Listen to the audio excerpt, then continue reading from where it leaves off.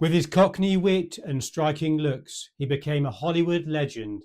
That's right, today we're going to look at the life, campaign, and most importantly, the medals of British icon Michael Caine.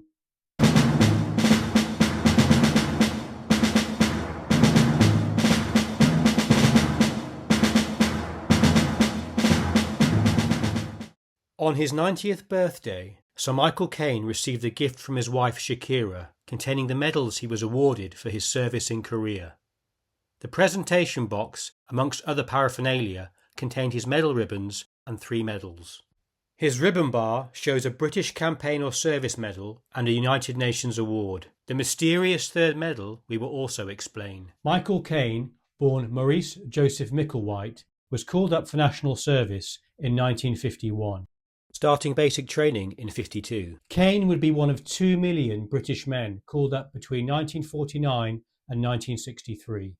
According to the National Army Museum website, in 1947 it was announced that all able-bodied men between the ages of 18 and 30 were to be called up in the United Kingdom, starting in 1949. This was quickly expanded to all 17 to 21-year-olds. The conscripts initially served for 18 months, but in 1950, with the outbreak of the Korean War, this was increased to 2 years' service.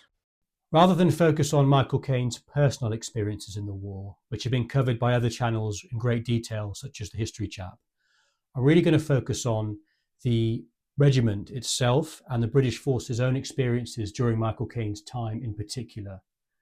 For this video, I'm also going to take some footage of the headquarters of the Royal Fusiliers in London, which is the world famous and historic Tower of London. If you ever visit the UK, it's well worth a visit, in addition to neighbouring historic London pubs. Conscripted, Caine was sent to the Royal Fusilier Regiment, headquartered at the Tower of London. The Royal Fusiliers were an old, prestigious regiment that traditionally recruited from the City of London and the surrounding boroughs. Caine would have found familiarity amongst many fellow Cockneys in the regiment.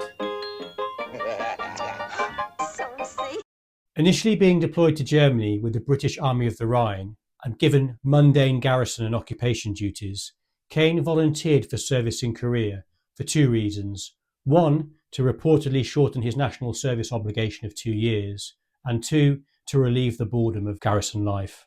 Before being deployed, on the 9th of June 1952, the 1st Battalion marched through the City of London, where the Lord Mayor took the salute. All members were then treated to a lunch at the Guildhall. From London, the 1st Battalion, along with Michael Caine, sailed from Liverpool on the Empire Hallidale and arrived in Korea 6 weeks later, after a short stint conducting pre-deployment training, likely similar to a more modern-day OPTAG or Operational Training and Advisory Group training. This occurred in Japan. Medal number 1, the Korea Medal. Arriving in Korea in 1952, Caine, along with his regiment, was attached to the 28th Commonwealth Brigade, part of the 1st Commonwealth Division. The brigade was formed of 2 British and 2 Australian infantry battalions, being supported by a New Zealand Field Artillery Regiment. Command alternated between a British and Australian brigadier every 6 months. Units in the brigade would typically do around a 12-month tour of duty. The 1st Commonwealth Division included British, Australian, Canadian, New Zealand and Indian troops. The division was tasked with occupying part of the Jamestown Line, a UN defensive position that extended 160 miles across central Korea. From late 1951, the division remained in the line for all but 2 of the remaining 19 months of the war. Interestingly, the Indian component consisted of a MASH unit of around 300 personnel, MASH standing for Mobile Army Surgical Hospital. Conducting a relief in place, or RIP, the Fusiliers replaced the Shropshire Light Infantry and King's Own Scottish Borderers, whose tour was finishing. Serving alongside the Durham Light Infantry, the Royal Fusiliers' tour of duty would last from August 1952 until July 1953, the end of the war. In Andrew Salmon's excellent book, To the Last Round, it states, "Korea was the coldest campaign fought by the British Army since the Crimea, and the last one against an enemy who, like the Zulus, favoured close-range mass attacks." The regiment was stationed in the Samichon River Valley, a strategically important area near the 38th parallel, where the lines of combat had roughly stabilised since the first 12 months of the war. The Fusiliers operated in sectors such as Hill 355, the Bowling Alley and the Samichon position. The Royal Fusiliers troops were better prepared than previous rotations of British soldiers, especially for the winter, and were issued specialised clothing. Initial units had arrived straight from Hong Kong, a British colony, in 1950 and were inadequately prepared with little winter gear. By 1952, the fighting in the main was static and reduced to a series of strong points and trenches, eerily similar to World War I. Nighttime raids and patrols were conducted to prevent and deny the Chinese freedom of movement over no man's land. During their recreation or downtime, soldiers would participate in sports, games, as well as visit the local villages. Though they did not have much interaction with civilians, many soldiers did receive anti-war propaganda from the Chinese People's Volunteer Army. This came to the Fusiliers during the Christmas of 1952 in the form of Christmas cards and leaflets urging them to stop fighting and return home to their loved ones. Distributing leaflets or pamphlets has long been a tactic operated by psychological warfare units for decades. These are generally intended to target military or civilian populations and can be delivered by a variety of different means, such as airdrops. Other means of psyops or psychological warfare could include radio broadcasts or using loudspeakers to demoralise enemy frontline positions. In 1953, Caine reportedly contracted malaria and was sent home prior to his regiment's tour finishing. The Samichon River Valley was the scene of brutal fighting in July 1953 during the final days of the war in a key tactical area of importance known as the Hook. Australian troops from the Commonwealth Division bore the brunt of the fighting along with the US 7th Marine Regiment. The attack was launched by the Chinese in order to gain leverage in the final peace negotiations, and they attempted to make a breakout at the Imjin River.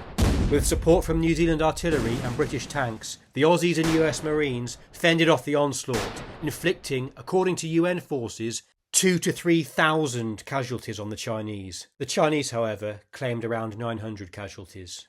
Only a few hours later, the armistice was signed. As a testament to the ferocity of Chinese soldiers, many fought with such disregard for their lives that many British soldiers were convinced that they were drugged. The attack was a failure. Perhaps the attack was conducted under faulty intelligence, with the Chinese assuming that the UN forces were demoralised and just looking forward to the imminent peace agreement. However, picking the US Marines and Australian infantry, probably the cream of UN forces in Korea at the time, and men who were in no mood to be demoralised and always up for a scrap, was probably the wrong decision. The Chinese made a slight mistake. This brutal and intense battle, right in the last few hours of the war, took the lives of 43 Marines and 5 Aussies. The Fusiliers tour lasted a year, right up until the ceasefire. When the ceasefire was announced, some Fusiliers climbed out of their trench to celebrate and were immediately mortared, wounding 3 men. During the tour, 37 Royal Fusiliers were killed in action, and many others were wounded. Caine writes in his memoirs, "I know what it feels like to be sent off to fight an unpopular war that no one at home really understands or cares about." He wrote, "And then to come back and meet a complete lack of understanding, or worse, indifference." I would imagine that phrase echoes the experiences of many Vietnam veterans or participants of more recent conflicts. Interestingly, of the 1,060 British prisoners of war taken in Korea during the conflict, 71 died and another 11 were missing, presumed to have also died. A number of captured British officers were also convinced that their subsequent army careers were blighted with the belief that anyone that was a prisoner of the communists could not be granted access to classified information or material, and that they could have been brainwashed during their captivity. The medal itself, first issued in July 1951, the medal is made of cupronickel or silver. It was awarded to all British and Commonwealth forces that took part in the Korean War between July 1950 and July 1953. The obverse is a right-facing bust of Queen Elizabeth. There are 2 different versions for the surrounding engraving, with the term Brit OMN either omitted or mentioned. The reverse is Hercules wrestling with the Hydra. Korea is imprinted at the bottom or exurg. There are no clasps with this medal. The ribbon is yellow with 2 blue stripes. The most prized medals are the ones belonging to the Glorious Gloucesters, or the Gloucestershire Regiment, which made the famous stand at Imjin River. Medal number 2, the United Nations Medal. This would have been issued to Caine alongside his career medal. National variants were issued. For British personnel, the qualification was serving at least one full day in Korea. Issued to all international UN forces in the conflict, it was made of bronze with the clasp Korea.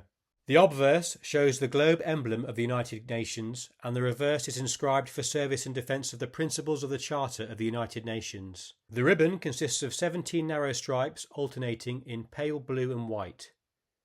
So last but not least, our mystery medal. Medal number 3, the National Service Medal.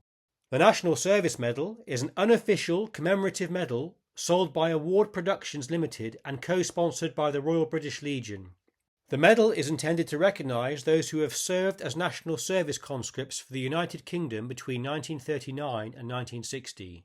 Being unofficial, this would not be worn as part of a uniform. The obverse features a lion and a Britannia figure with the words National Service 1939 to 1960, and the reverse is a wreath of laurels encircling the words For Crown and Country. The coloured stripes on the ribbon are of red, white, blue and yellow and represent the colours of the Union Jack and the Royal British Legion. In summary, therefore, for Sir Michael Caine's medals, we have the Career Medal, the United Nations Medal, and finally the unofficial National Service Medal.